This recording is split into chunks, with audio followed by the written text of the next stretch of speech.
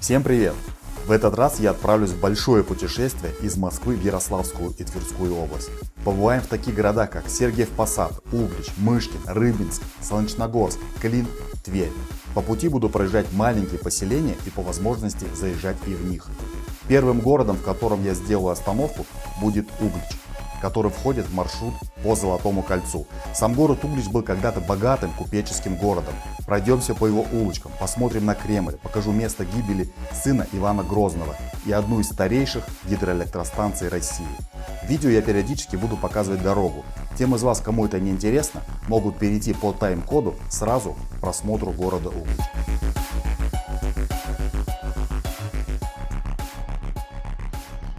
Друзья, послушайте, как заливаются птицы с утра. Я иду за машиной, время 4:30 утра. Это нечто. Я как будто бы нахожусь в лесу.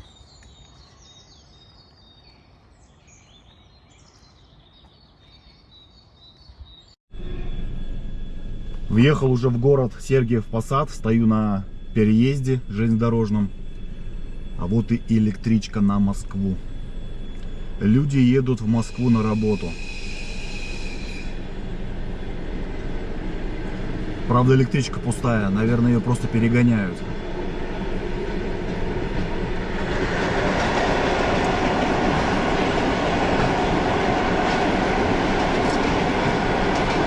Да, пусто. Время 6 утра.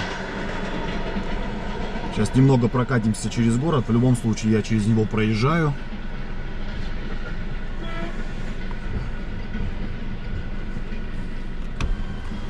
А еще интересный факт нашел, что город Сергиев Посад является побратимом города Сремски-Карловцы. На канале есть видео и не одно про этот город сербский. Если кто-то не смотрел, посмотрите обязательно. Очень красивый город. Все, поехали дальше. А я сейчас буду проезжать мужской монастырь Свято-Троицкой Сергиевской Лавры. И заодно покажу вам его.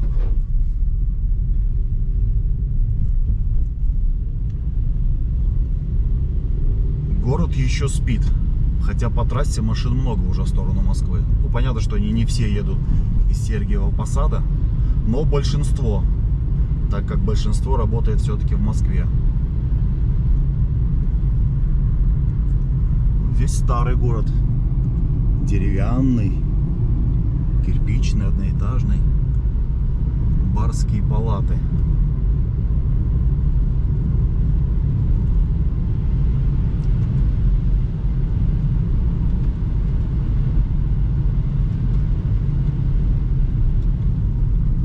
Тоже видно, что старенькое здание. Монастырь уже виднеется впереди. Вы можете видеть его золотистые купола на фоне серого неба, правда. Когда планировал поездку, вроде солнце было плюс 10, там до плюс 15 обещали. Сейчас показывает бортовой компьютер плюс 4.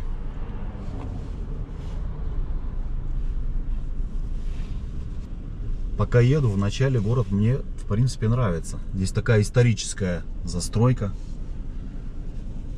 Сам монастырь находится в центре города.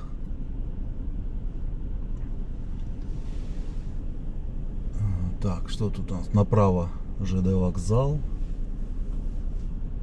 Вот с левой стороны кирпичный красный дом. Тоже, наверное, 19 век.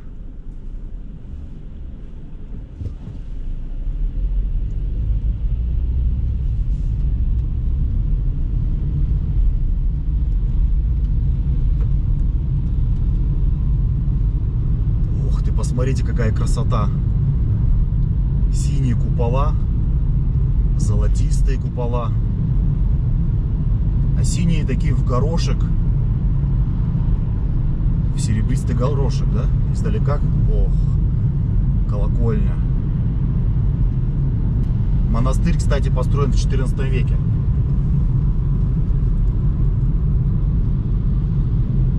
Это своего рода такой, знаете, монастырский комплекс, наверное. Здесь больше 6 церквей, колокольни, башни, палаты. В общем, городу и непосредственно монастырю, наверное, надо уделять целый ролик отдельно. Но пока мне нравится то, что я вижу. Посмотрите, какие башни.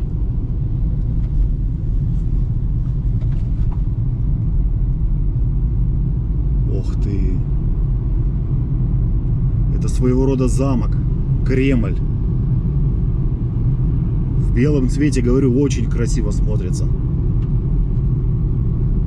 Я уже где-то рассказывал про кремлевские стены в белом цвете. И реально, белый цвет, конечно, да, шикарно смотрится. Кофейня. Тоже какое-то историческое здание.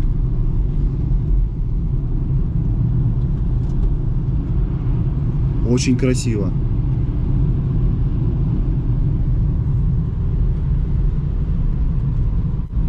Прям готика, замки. Однозначно надо приезжать. Ребят, если интересен этот город, пишите в комментариях прям Сергиев Посад, и я пойму, что действительно надо сюда приехать и здесь поснимать. Ну, здесь уже такая советская застройка пошла. Это, наверное, администрация города.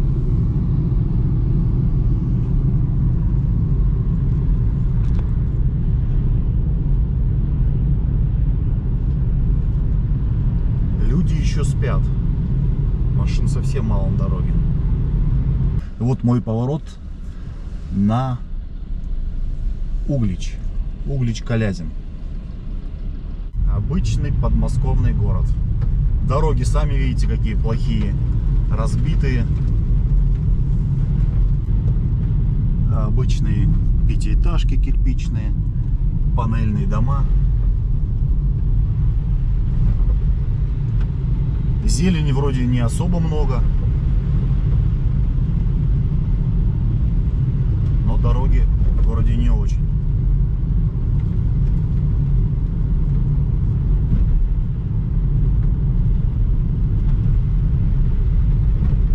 Скорее всего, я уже выезжаю за город. Так, ну а мне до Углича показывает ехать 2 часа 10 минут. То есть в половине 9 я должен быть на месте. Смотрим, может быть, что-то еще на дороге интересное попадется. Тоже запишу. Ну, городов крупных там уже не будет.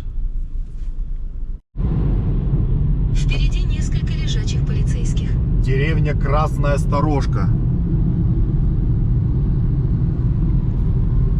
Посмотрел по Википедии, в 2010 году здесь проживало 15 человек. К сожалению, я вот за этими металлическими платформами, щитами ничего не вижу. Но дома вроде есть, причем немало. Ох, дороги наши, дороги, не обогнать, ничего. Вот еду уже с самого Сергиева Посада. Все, красная дорожка закончилась. И не обогнать, вот видите, как только можно обогнать, нарушив. Потому что вот эта одна полоса идет, то тросовое ограждение с левой стороны не обгонишь. Вот так и еду. Причем скорость крейсерская у меня, наверное, сколько? 50-60. Все, что-то встали. Вот про это ограждение я говорю. Поставили тросы. Вместо того, чтобы просто расширить дорогу, сделать 2 полосы в одну, в другую сторону. Нет, вот буду ехать так. Сейчас у меня крейсерская 40 км в час. Впереди грузовик, его никак не обогнать.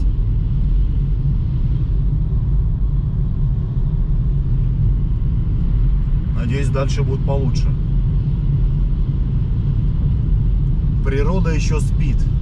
Редко где зеленые деревья. Ну а что говорить, если погода плюс 4 градуса показывает. Только что проехал деревню Иудино. Странное название. Надеюсь, оно не связано как-то с Иудой. Ну, думаю, что нет, конечно же. Какое-то другое значение. Вот Загорская ГАЭС. Музей Богородской игрушки.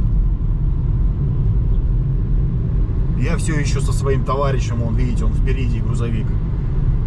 Не могу его все обогнать. Вот эти тросовые ограждения не дают. А еще был плакат интересный. Будьте внимательны.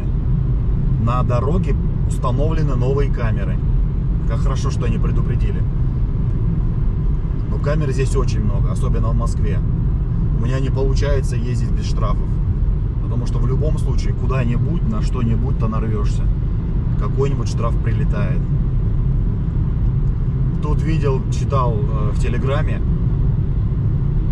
мужику прилетел штраф за якобы он разговаривал по телефону. Но там скинули фотографии, он его обжаловал, этот штраф, так как он в этот момент не разговаривал по телефону, а ковырялся в носу. Вот такой случай. А сейчас еще по радио говорили, когда проезжаешь лежачих полицейских, ну, навигатор там говорит, да, осторожно, там лежачий полицейский впереди или еще что-нибудь. Так вот, хотят отменить этот термин «лежачий полицейский». Наверное, органы правопорядка обижаются на такое высказывание. Все, друган мой съехал с трассы, 90 км в час у меня разрешенная скорость. Все, полетели. О, тут, кстати, зеленее, да. Но это за счет елей, наверное. Ох ты какой.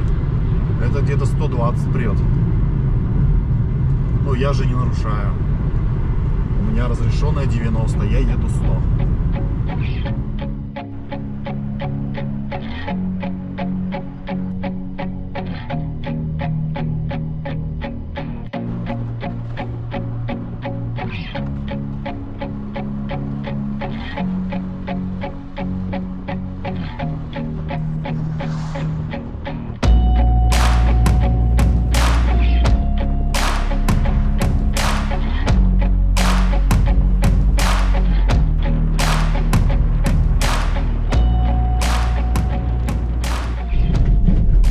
В Тверской области.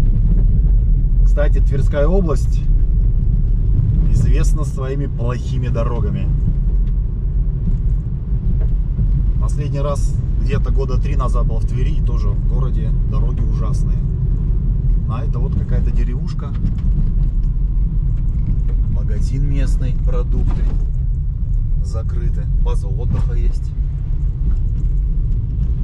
Тут солнышко даже проглянуло. Продается земельный участок. Вот дом старый какой-то тоже.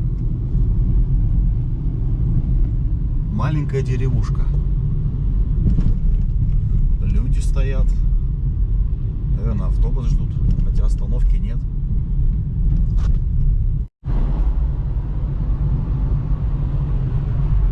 Какие виды. Река то ли Жабаня, то ли Жабня.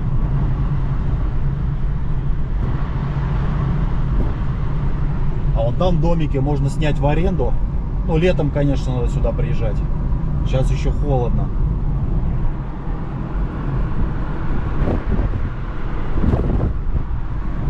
Можно снять домики, либо вот в отель заселиться.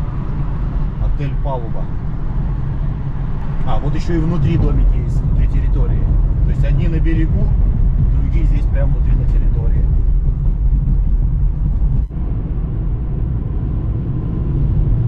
Что, друзья, вот он и город Углич. Добрался я наконец-то. Давайте немного истории про город и пойдем гулять. Машину поставлю. В общем, город Углич был основан в 8 веке. Население его сейчас около 35 тысяч человек. И стоит он на реке Волга. Припарковал машину, чуть не проехал место, откуда хотел начать. В общем, продолжу историю. В 1858 году в ходе своего путешествия здесь останавливался французский писатель Александр Дюма. А весной 1921 года здесь произошел, наверное, самый крупный пожар за всю историю города. Именно выгорел центр, почти весь. Сам Углич находится от Москвы где-то 260-250 километров. Так, и я хотел начать вот с этого дома. Это улица Ленина, 28. Вот этот дом с маленькими колоннами, видите, с левой стороны. Это дом купцов Амячкиных.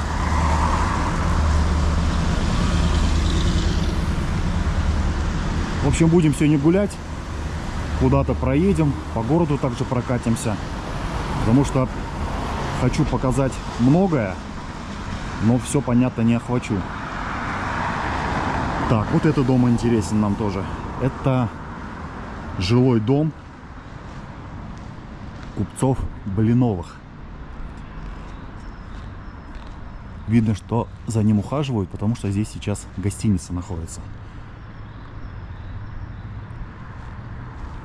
Двухэтажный красивый белый дом. Посмотрел цену, сколько начинается в этой гостинице. В общем, обычный номер, стандарт, без завтрака, начинается от 3000 рублей за сутки. На самом деле город небольшой, но много интересного. Это все по факту купеческие дома. Да, вот это 24-й дом. Чуть не прошел его. Показал. И чуть не прошел. Это, в общем, дом купцов Русиновых. Построен в первой половине 19 века. Наверху, посмотрите, 4 колонны и маленький-маленький балкончик. Интересная постройка. В некоторых помещениях, ну, в домах живут люди, в некоторых, вот как мы прошли, гостиница. Где-то заброшенные стоят.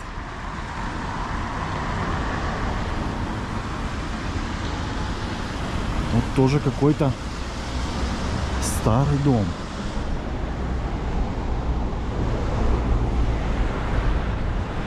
Опять же, не про все дома могу рассказать. Про какие нашел информацию, про те расскажу. Но вот это, наверное, самая старая улица. Она как раз ведет в центр, в исторический центр города. Так, и вот этот домик.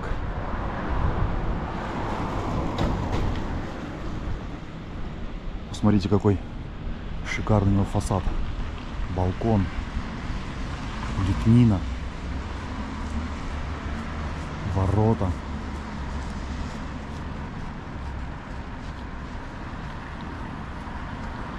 Кажется, что это единый ансамбль.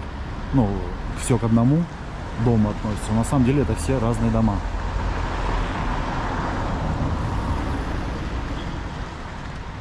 Пойдемте почитаем. Мне кажется, это дом Истоминых должен быть.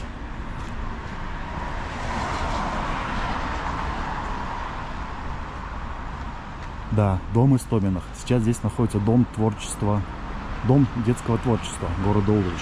В общем, дом Истоминых считается самым большим и самым шикарным, наверное, особняком города Углич. Семья Истоминых торговала в Угличе хлебом, а также владела крупным заводом и принадлежала к числу богатейших и известных купцов. Ну да, это здание вот не хуже московских.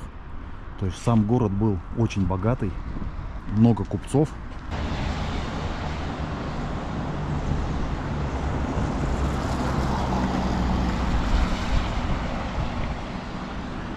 А вот тот на углу дом, это дом купцов Виноградовых. И сразу же рядом еще один дом купцов Русиновых. Один мы с вами уже прошли, это вот второй. Все заколочено. Возможно, реставрация будет идти. Некоторые дома здесь реставрируют. Некоторые пока закрыты.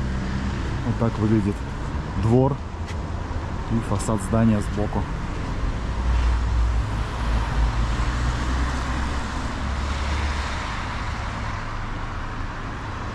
Это здание суда. Как раз подряд идут 3 домика в белом цвете. Это, наверное, уже конец, начало даже 20 века. Ох ты, солнышко вышло, я и не заметил. Сюда пока ехал, дождь лил. На улице сейчас показывает плюс 5 градусов, хотя обещали плюс 10.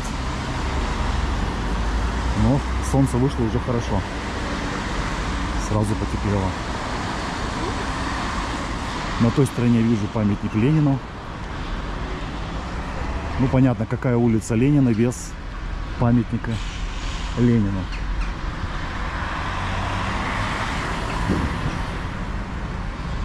Ну вот идет реставрация.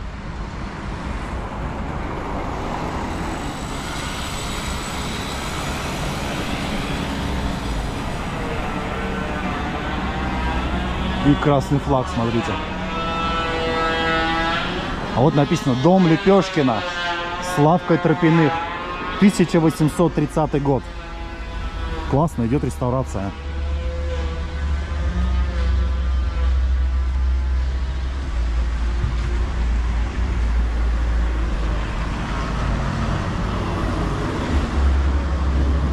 Сдаются помещения в аренду, агентство недвижимости.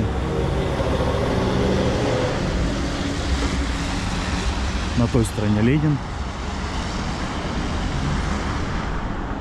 Посмотрите, даже цветы есть.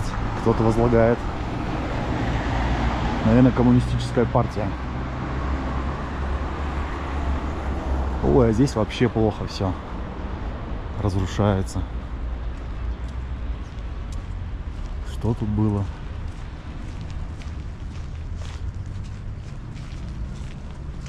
В общем, от памятника ничего не осталось.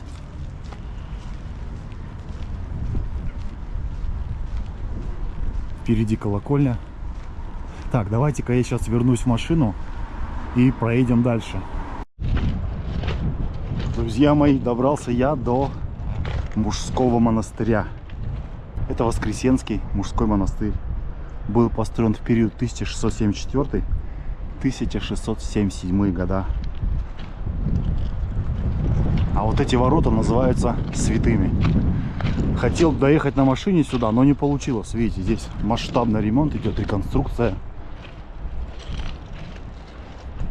Давайте здесь зайдем так. Поснимаем, посмотрим. Надеюсь, претензий не будет. Да, видите, все. Восстанавливают, леса ставят. Работа кипит. Какие купола, смотрите, на фоне голубого неба. Вообще красота. Золотые купола.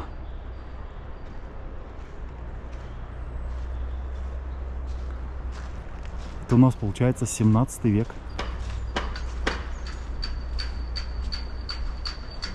Такая территория.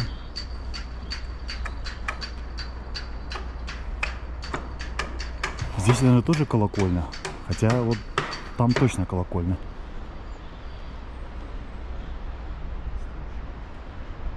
Ну, смотрится, конечно, красиво. Арка, такие ступени.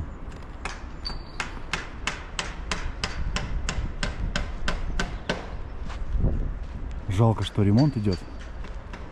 Но с другой стороны хорошо. Отреставрируют все. Будет вообще замечательно. Смотрите, там трещины пошли от старости уже. Конечно, надо его ремонтировать.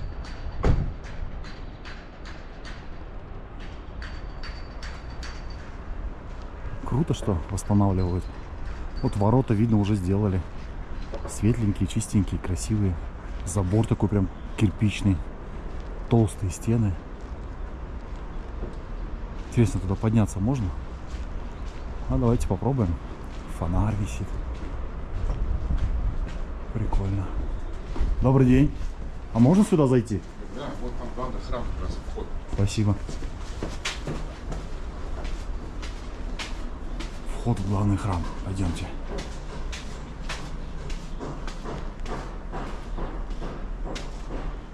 Какая красота, смотрите. Прям такое обрамление входа.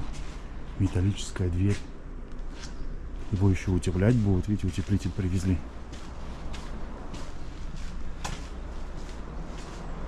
Прикоснемся с вами к 17 веку.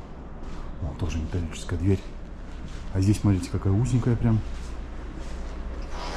Невысокая. Наверное, с метр 20, метр 30.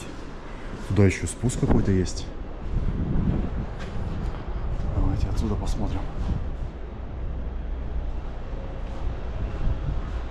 фото и видеосъемка запрещена. Ну, значит, я там не сниму. Давайте здесь только покажу. На самом деле я не понимаю, почему нельзя снимать. Это же хорошее дело, когда кто-то снимает, потом показывает. Может, кто-то и не знал, что здесь такой прекрасный храм есть. Потом приедет сюда турист, принесет деньги в казну города. Ух ты, оконца, смотрите, тоже маленькие. Чья-то могила.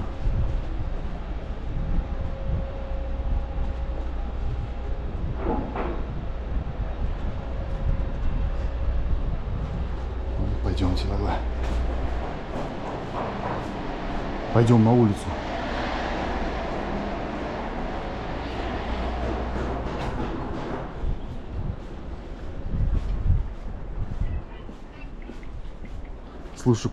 Слышу, там утки уже кричат.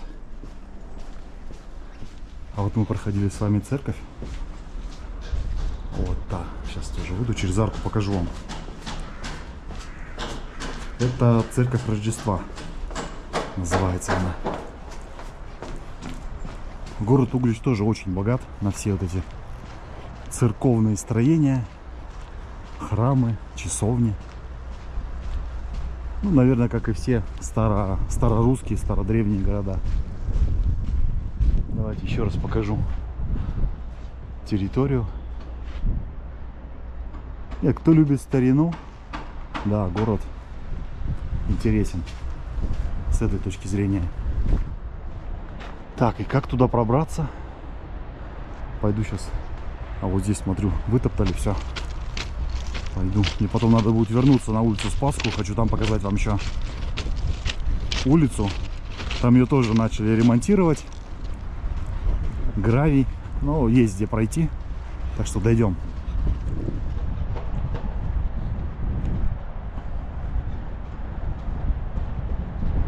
Вот такая церковь на берегу. На берегу реки Волга.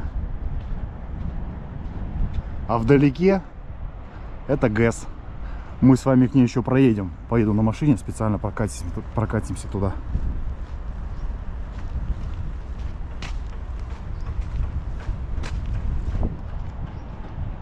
По ней прям видно, что она старая.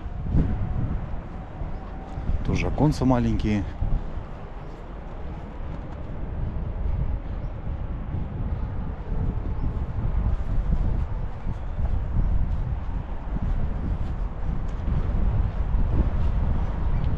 На первом этаже вон заложены окна. Ну вот реставрируют. Смотреться будет, конечно, красиво на берегу. Летом особенно, когда здесь все зацветет. Хотя травка уже зеленая, но деревья еще голые, сухие.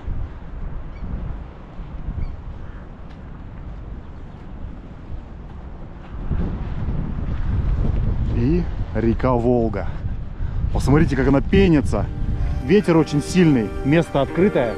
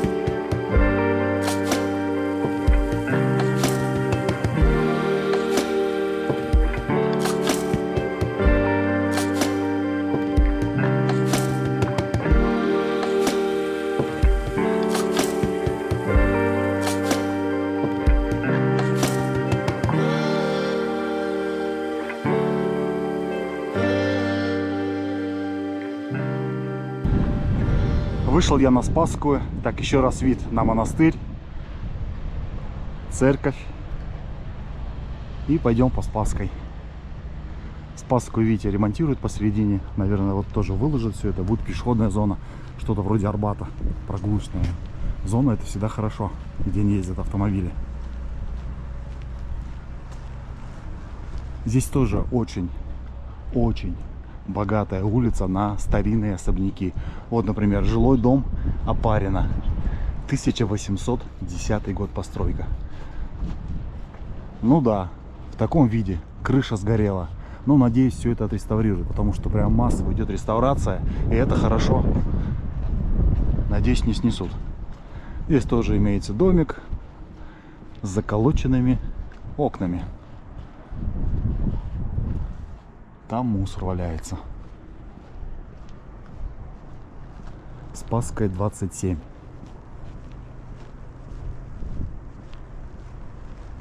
Это все постоялые дворы, дома купцов. Почти на каждом доме есть табличка. Вот, например, особняк городской, вторая половина 19 века. Но кому он принадлежал, не указано. Окна побиты. Эх, печально. Это уже 20 век. Хотя посмотрите, наверху большие 4 трубы. Скорее всего, этот дом отапливался, ну, печным отоплением, печки. И там дальше вон тоже пятиэтажка, четырехэтажка кирпичная. Также наверху. Или это воздуховоды? Кто знает, ребят, напишите. Возможно, да, воздуховоды. Какая арка. Так, во все арки мы с вами заходим и смотрим, что там.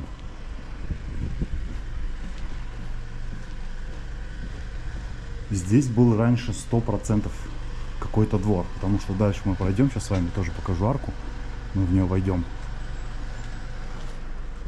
Ну, в принципе, вот этот дом уже начинается, стена его. Кто будет в Угличе, вот дом, это Спасская 21, а нас интересует Спасская 17. Спасская 17 это постоялый двор купца Федора Погудалова. Вон она, уже вижу арочку. Дом в таком красном цвете, красноватом. Сам Погудалов происходит из крестьян Тверской губернии. Здесь указано, видите, постоялый двор Погудаловых. Мобильный гид. Кстати, вот можно позвонить об этом доме. Вам аудиогид выдаст информацию. В общем, это постоялый двор. И как вы знаете, постоялый двор это что-то вроде гостиницы для простолюдинов, крестьян. Вот здесь он и был.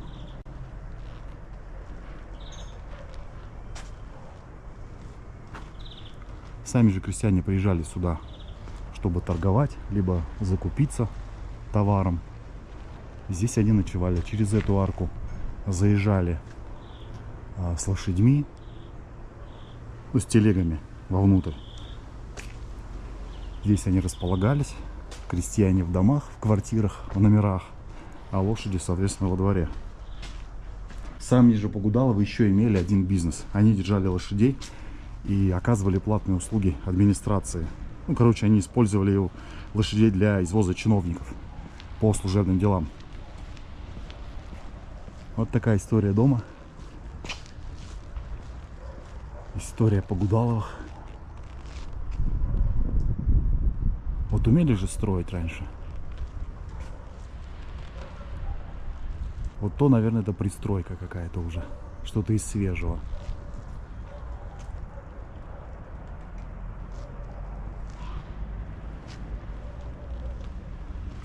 Да, интересно. Вот, обратите внимание вот на этот белый трехэтажный дом. Это дом купца Алексея Карповича Постнова. Его построили в конце 19 века. А сам же Постнов был известен как колбасный, как назвать-то его, ну, производил колбасу, короче, очень был известный. Его колбаса даже неоднократно принимала участие в разных выставках. И в 1897 году в Париже получил приз, медаль. Сейчас там мясной ряд, видите, на первом этаже, на втором, третьем люди проживают. По факту тоже продолжают дело колбасного магната, продавая мясо. Тоже что-то из современного. И мы идем с вами на Успенскую площадь, в центр города. Непосредственно в центр. С левой стороны у нас будет Кремль. Сейчас зайдем в Кремль. Ну сначала расскажу про Успенскую площадь. Там есть ряд построек, которые нам интересны очень. С погодой сегодня немного не повезло. Еще и ветер поднялся. Дождь вроде прекратился, но ветер сильный. Так, давайте-ка пропускайте меня. Я пешеход. Еще заметил, пока хожу, что нет светофоров. Но все вроде вежливые, пропускают, останавливаются. Хотя нет, вначале там был светофор, где я снимал. А вот здесь в центре уже их нет. По левую сторону детская площадка. И вон уже Успенская площадь. Торговые ряды. Ох, есть интересная история про торговые ряды. Ну, сейчас уже выйдем туда и все расскажу. Молоко, сметана, мясо, баранина. Все натуральное. И что, работает, нет? Закрыто вроде. Да, закрыто. Даже мороженое ярославское продают. Ну, продавали, наверное. Остановка, смотрите, какая модная. Сверху подсвечиваете, видите? Остановка, улица Успенская. Правда, вот автобусы старые, пазики. Я такие даже не знаю уже где ездят. Давно не видел таких. Ребят, напишите, у вас ездят такие еще автобусы старые, нет? Ну, на самом деле, это несерьезно. Для городка, который хочет привлекать туристов, такие автобусы тоже не очень.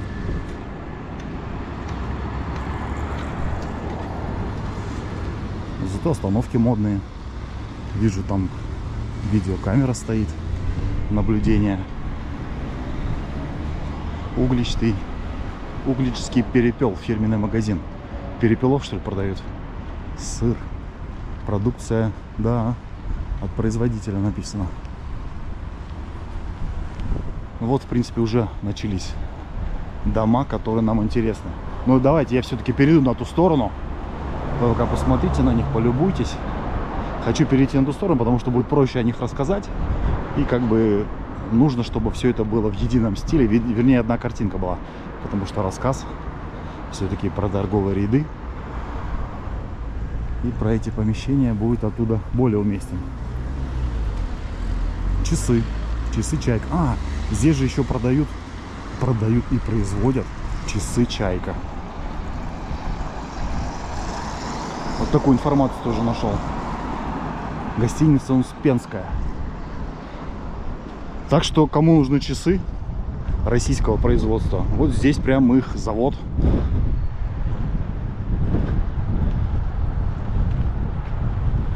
Музей Чайная. Вот она, Успенская площадь. Голубое небо. Солнышко начало пригревать. Красота.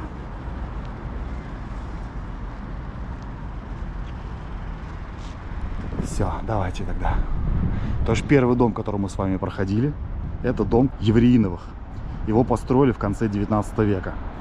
На первых этажах были магазины, где продавали кондитерские изделия, продавали пиво.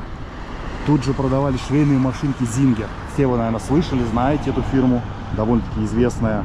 А на втором этаже были мебелированные комнаты. Ну, это то же самое, что гостиница, только не для крестьян, а чуть побогаче, подороже были. Также на втором этаже был театральный зал, где играли спектакли и устраивали балы.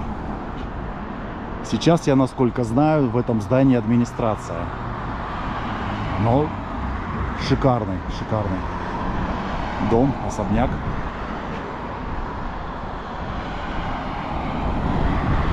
Да, красота.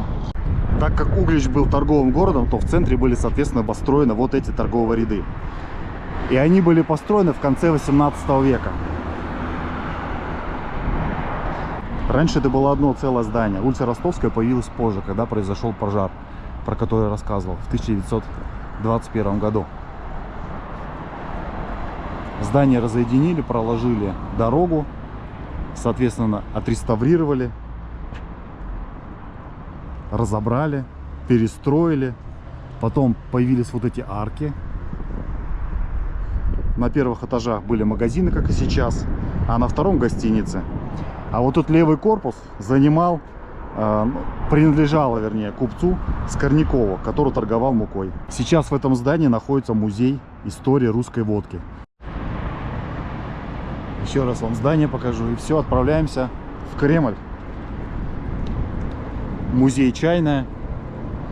В музей мы с вами не пойдем в этот. Так, давайте посмотрим, кому это памятник. Информационной таблички нет. Ну, видно, что какой-то барин стоит. Жена, наверное, смотрите, кольца у него блестят. И собака. Ну, а барин смотрит на часы. Купец. Правильно будет купец, наверное, вот так. В общем, вот это Никольский мост перед нами. Он соединяет старый город и Кремль. С левой стороны вот эта деревянная, это небольшая часовня. А вдалеке, за часовней, это Казанский храм.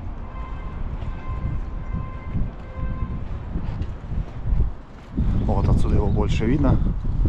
Это Казанский храм. Тоже идет реставрация, вижу. Леса стоят. И пойдемте с правой стороны посмотрим. Это ручей у нас. Каменный ручей называется. А за ним Парк Победы. Мужики рыбу ловят. Утки плавают. Что-то вроде эко-тропы. А там вдалеке парк. Лодочная станция.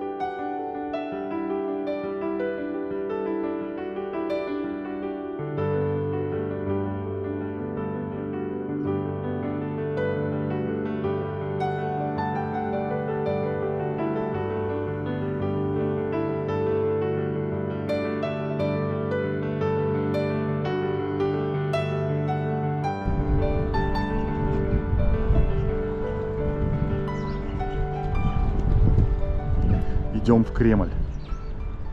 И встречает нас здание городской думы. 1815 год.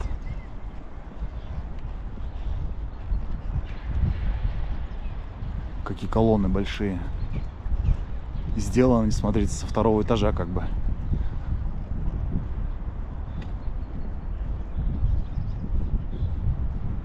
Да. Интересно смотрится, конечно, вход.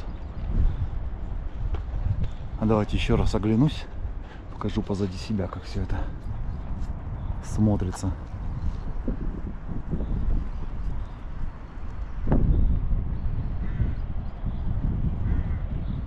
Ну, интересно смотрится.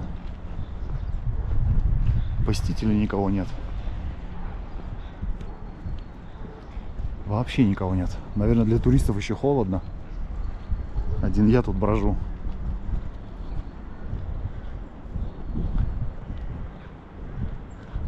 Вот посмотрите вот на этот собор, который находится перед нами.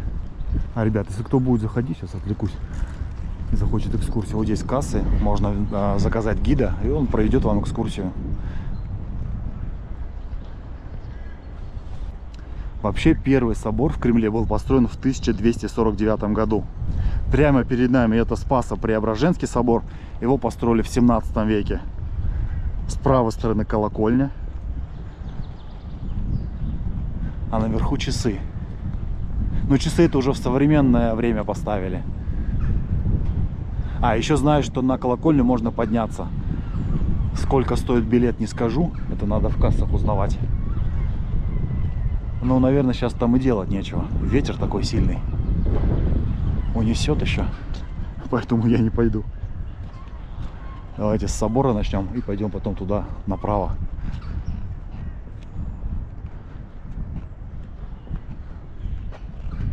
Посмотрите на купола, они зеленого цвета. Обычно голубого, золотистого, а здесь зеленые.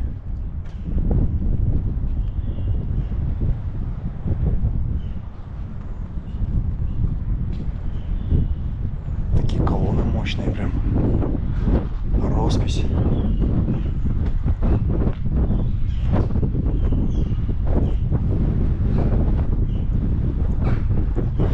Тоже колонны. Слушайте. Они деревянные. Вот эти колонны сделаны из дерева. Это что-то вроде, наверное, ну, на виноградную лозу-то не очень похоже, но что-то есть. И ангелочки, видите, слева и справа. Да, дерево. Откололось. Вход с левой стороны. Ну, пойдемте с той стороны его снимем. Ох, как задувает-то. Опять мы с вами возле реки. А это ров, укрепление. То есть вокруг был ров, река. Вот центральный вход. Вход свободный. Роспись уже, смотрите, вся затерлась.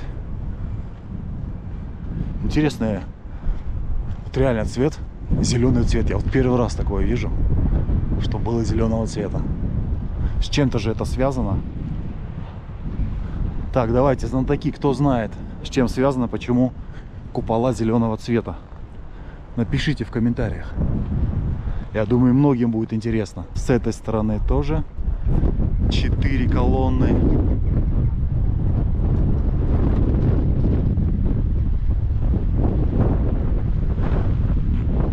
А мы с вами пришли за этим зданием, получается. Да, мы там были, за ним. Вон там уже виднеется.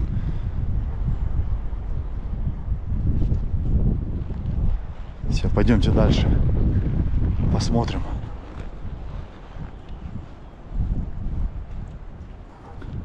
С одной стороны, хорошо, что никого нет. Спокойно гуляем. Никто не мешает, шума нет. Летом смотрел фотографии, сюда причаливают суда. Выходят туристы, народу много. А сейчас нормально. Гуляй не хочу. Сейчас подойду, посмотрю, может быть, там указана цена.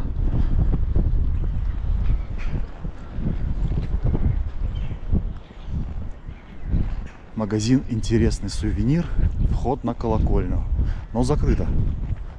Да, закрыто. Хотя время уже 11 час. Ох, такой прилетел.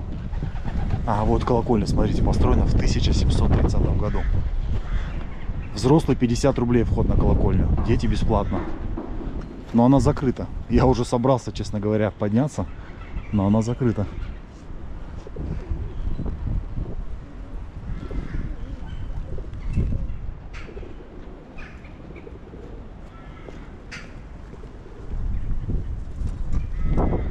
Вот это у нас Богоявленский собор. Раньше здесь тоже была колокольня, ее снесли, но ее, так понимаю, не восстановили. И туалет. Интересно. Ну, туалет есть. Тоже неплохо.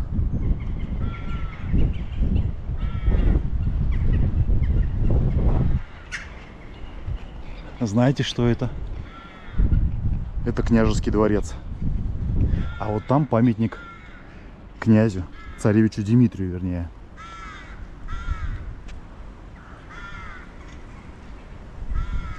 Вот этот дворец построили в 1480 году.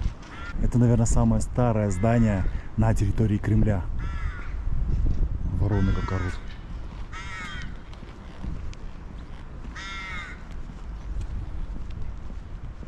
Сейчас подойдем тоже мы с вами к царевичу Дмитрию. Ох, сколько там игрушек. Игрушки, цветы. приносят. Расскажу историю про него.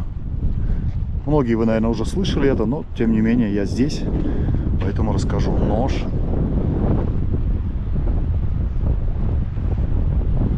Сам царевич Дмитрий, вернее ему памятник. Да, много игрушек. Цветы приносят.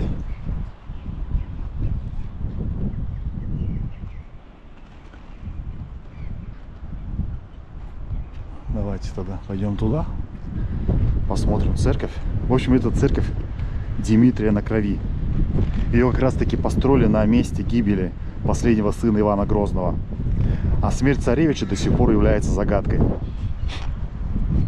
15 мая 1591 году 8-летний мальчик был найден мертвым с перерезанным горлом. Вот, кстати, нож я показал. Вот это как бы и тоже нам показывается, что смерть была от ножа. На месте, где было обнаружено тело, была поставлена часовня деревянная, затем деревянный храм и потом уже вот эта церковь.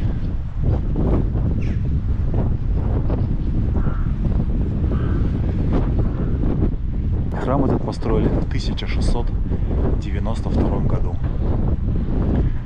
А красного цвета она как раз таки, наверное, означает кровь. Но это мое предположение. Голубые купола со звездами, наверное. Похоже на звезды.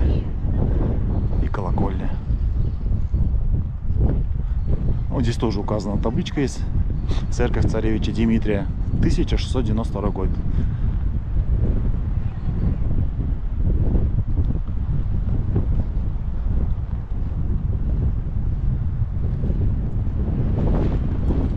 Ну, смотрится интересно. Голубое небо, голубые купола.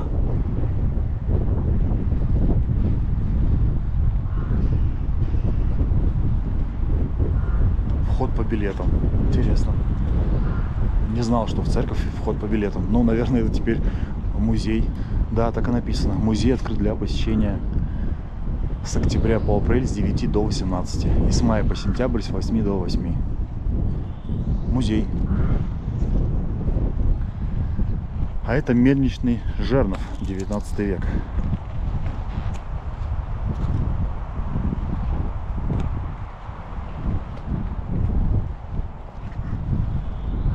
Парень, наверное, таймлапс снимает на фоне неба и башен, вернее куполов. Еще раз давайте взглянем на палаты.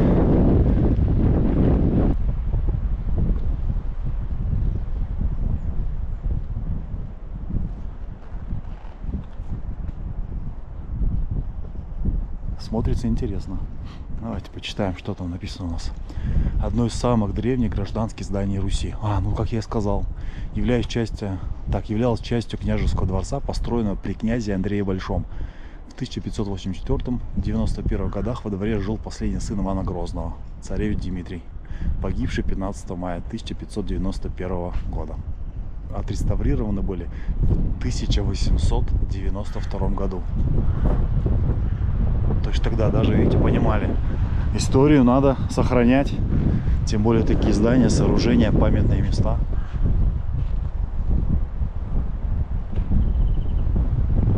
А вообще загадка остается до сих пор, смерть его. Он же был болен эпилепсией, у него болезнь была. И вот поэтому до сих пор неизвестно все-таки, сам он поранился, либо убили его. Но если убили, то это только Борис Годунов. Если по неосторожности, когда он играл, там говорят, что он играл с ножичком и поранился, тоже, да? Такая странная версия, конечно. Я все-таки больше уверен, что это все борьба за власть.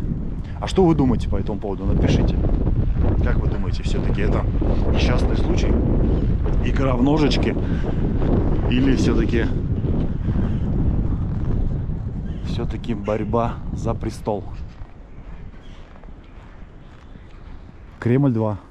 Интересный адрес. Кремль 2. Так, а вот этот собор, да, 1814-1827. Зимний собор называется он. Зимний собор. Посмотрите, а там закрыли трактор за решетками. Это что такое за зверь там, что он за решетками сидит? Пойдемте взглянем на него тоже. Фонарики такие миленькие, маленькие. Ночью, наверное, все это подсвечивается. Здесь красиво. Так, ну это вот касса, где можно приобрести все билеты. Реально, трактор-монстр. Раз он за сеткой сидит там, за решеткой.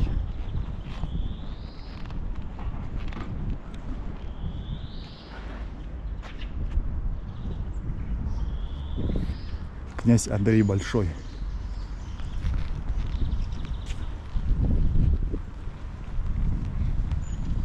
Ну, такой интересный комплекс.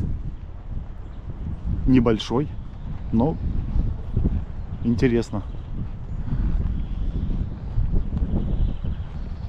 Так, трактор ХТЗ 1530, 1936 год. Харьковский тракторный завод. За что ж тебя сюда закрыли-то? Ну, странное решение. Зачем было закрывать трактор за сеткой? Ну, крышу поставили, ладно, я понимаю, что там дождь, снег. Ох, ладно. Он и так металлический, с ним вообще в принципе ничего сделать нельзя. Пусть бы дети здесь фотографировались. Представьте, да, техника раньше была. Один металл, сплошной металл. Сколько, интересно, он весит?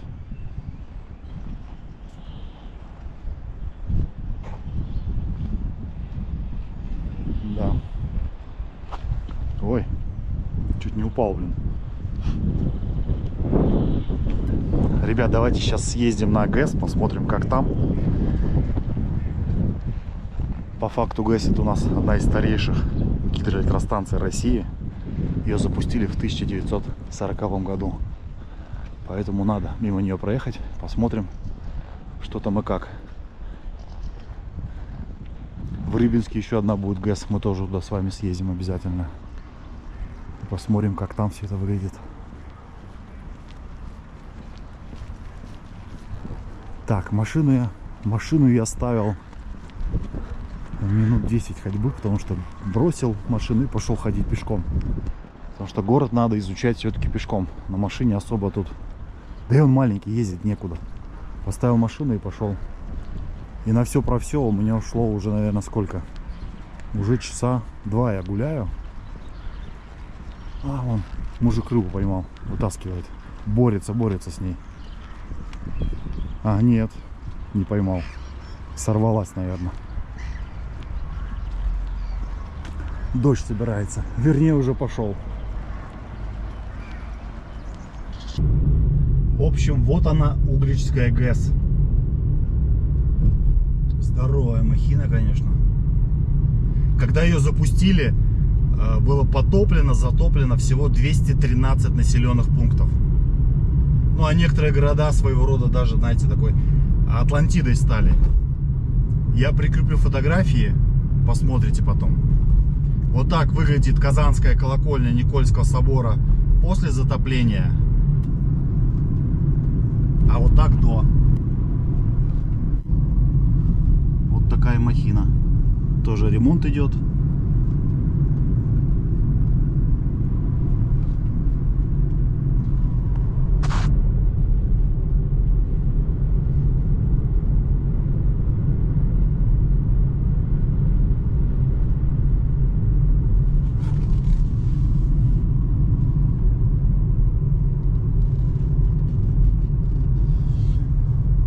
На той стороне мы с вами были.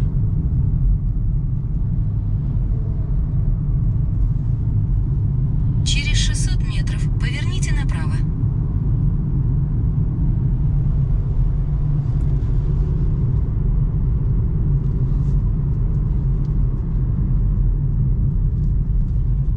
Здесь шлюз.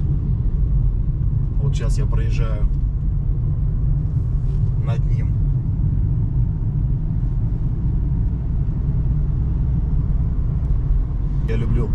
только туристические места, но и те места, Поверните куда направо. не ходят туристы.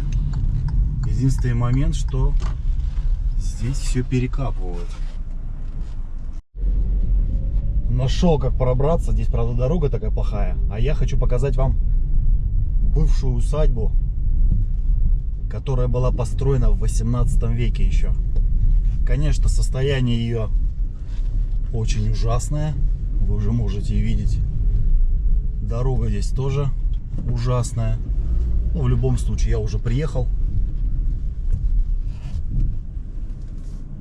Так, надо куда-то встать, чтобы потом еще выехать отсюда. А вот сюда сейчас проедем.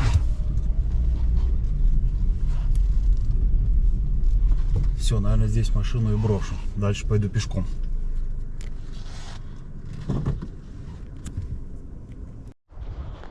В общем, как я и сказал, это усадьба 18 века. А принадлежала она Петру Никитичу Григорьеву. Он был придворным императрицы Елизаветы Петровны. Усадьба была очень большой, шикарной. Посмотрите, сколько строений. Все это дело из кирпича. Ну, понятно, все разворовали. В общем, за свою историю эта усадьба меняла не раз хозяина. Когда-то тут, вот в округе, представьте, был липовый парк с прудами, беседками. Стояли здесь статуи Венеры, Дианы. В советское время здесь находился психоневрологический диспансер, интернат. Ну и с тех времен эта усадьба стала приходить в упадок.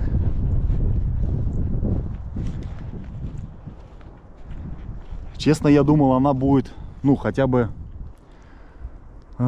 получше, что ли, выглядеть. А тут прям совсем беда. Ее, наверное, уже даже не спасти и не восстановить. Посмотрите, одни стены.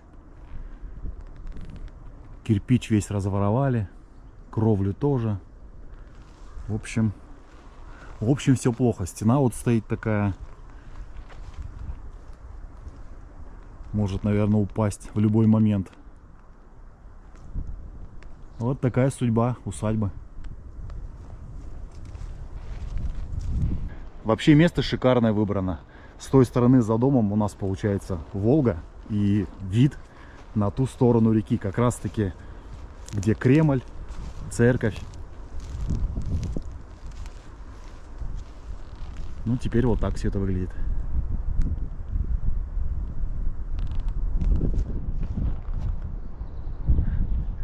Вот это, наверное, был главный дом, самый центральный. Ну а слева, возможно, какие-то постройки для прислуги, для крестьян. Как там называли? Людская раньше. Сейчас вот такая территория заброшенная. Ну, в любом случае, приехал, показал вам. Мне такие места нравятся. Именно не туристические. Сюда туристы не ходят. Понятно, здесь смотреть, потому что уже нечего. Но когда-то было. Ну, в любом случае, это история. Все, возвращаемся в город.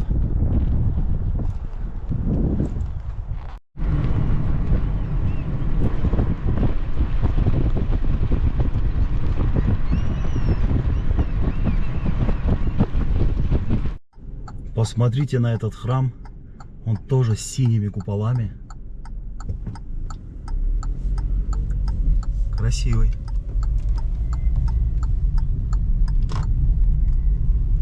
Впереди у нас Кремль.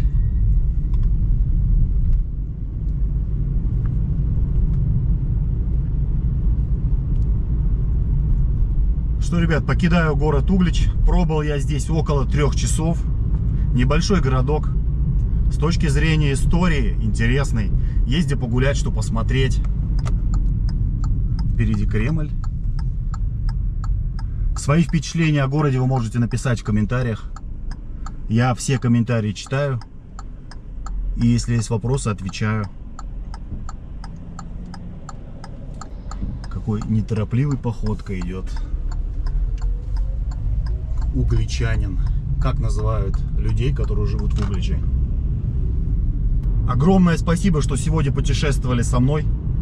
Скоро мы с вами увидимся в следующей части в городе Рыбинск. Спасибо, что смотрите, пишите комментарии. Отдельное спасибо всем, кто поддерживает канал финансово. Все, ребят, всем пока.